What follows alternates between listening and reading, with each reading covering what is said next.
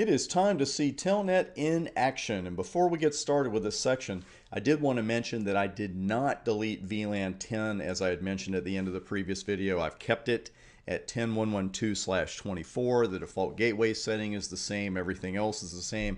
And we will be back here on the rack very soon. But what I want to talk to you about for a minute is a little bit of Telnet theory. We're running on TCP port 23, an excellent port to remember for your exams and also for not blocking it with an ACL later.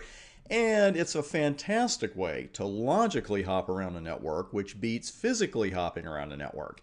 Even if all the devices you're working with are in one rack, whether that be in a home lab or whether that be in a production network, instead of continually moving your console cable around from one console port to another, you can just telnet from one device to another as long as you keep a few simple rules in mind. And these are great simple rules to keep in mind for before you try telnetting, because sometimes, as we're going to see, when you find out in the middle of your telnet attempt and maybe you're at home and you're telnetting somewhere else, that could be a bit of a sticky wicket. So let's go ahead and we're going to use this lab. I'm going to bring the switch right back up because we need to talk about these VTY things here at the bottom of the config. And let me go up here, the very bottom of the config.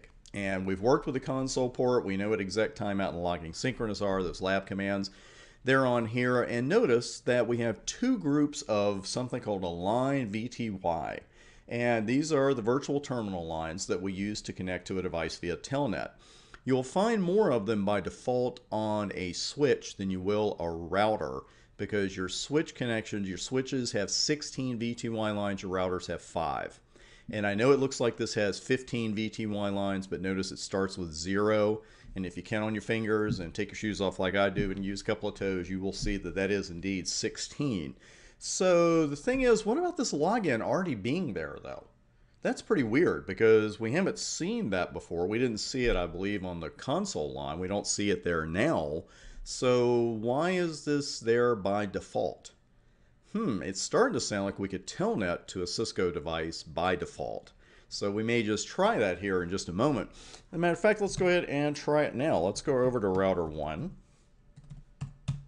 And we'll just ping 10.112. I'm going to move that up a little bit. It's a little flat.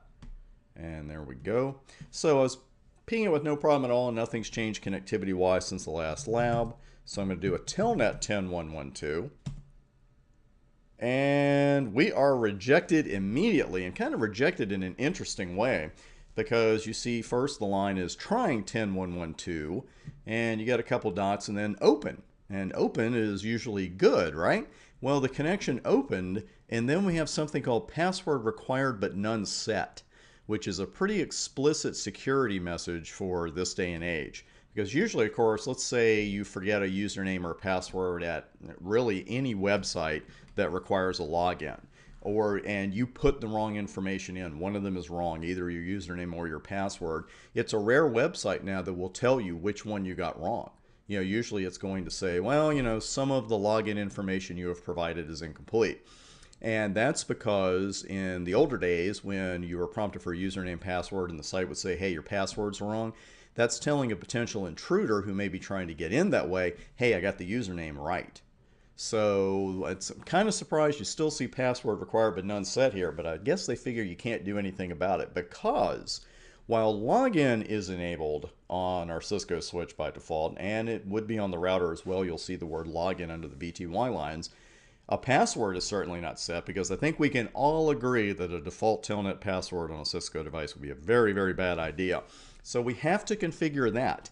And for that, let's hop over to the switch and configure the VTY lines. And notice how I do this. I'm going to do all the lines at one time, both groups. You don't have to do line VTY04 and then line VTY515. And you're never going to put a password on each individual line. We're putting a one-size-fits-all password here. And it's pretty darn simple. You just have password, and we have a 0 or a 7 and a line. So I'm just going to put in the unencrypted clear text. I like that. It explains to you what unencrypted is. Clear text line password, and I'm going to use the word success here. So that's all there is to it so far. I'll just go ahead and do a save while I go over to router 1. And now I'll try the telnet again. And hey, you know, something a little different here. we're getting prompted for a password. Of course, we weren't prompted for a password before because the VTY lines require one. So it said trying 10112 open, user access verification. It's even prompting you for a password. So I will put in success, I hope. And I think I got timed out on that first one as I was entering. At least that's the story I'm sticking with. But it took me 2 attempts, no problem. And look at the prompt. Look where I am. I've telnetted over to that switch. Fantastic, right? So now let's say, I wanted, even in a lab environment, it's like, okay, I want to telnet over to that switch because I want to put some commands on it. Well, notice where I am by default. User exec. We see the arrowhead there. So I'm in user exec by default. And we can do a lot of looking around. It's what I used to call tourist mode. You can look around a lot, but you can't touch anything. You can run a lot of show commands from user exec, but you can't really do anything there. So I need to get up into enable mode. And oh, no password set. I do not understand this. What do you mean no password set? I just set one. I was over on the switch and I set one. Here's the deal with Telnet, and you've already seen that, of course, the VTY lines require a password, and the user is put into user exec by default. But here's what I really want you to remember about Telnet beyond that, I should say. By default, you're put into user exec, and again, by default, unless there is an enable password or an enable secret set on the device you're telnetting to, you're not going to be able to enter enable mode. I could hit enable as many times as I want to, pardon me, right here, and it's just going to keep saying no password set, no password set. So again, the switch is telling you what the problem is, but you couldn't do anything about it via Telnet. You call someone if it was a physically different location and ask them to set an enable password for you. But otherwise, you're sure out of luck. So let's go ahead and set an enable password. Let's go back over. I'm going to exit out of here. EXIT. And you get a little message there, connection closed by foreign host. And actually, we're at the 7-minute mark, so I'm going to stop here. When we come back, we'll put an enable password on. We'll walk through the entire process, and then I'll tell you a little bit of a workaround, if you will, for that. And we'll pick up with that right coming up next.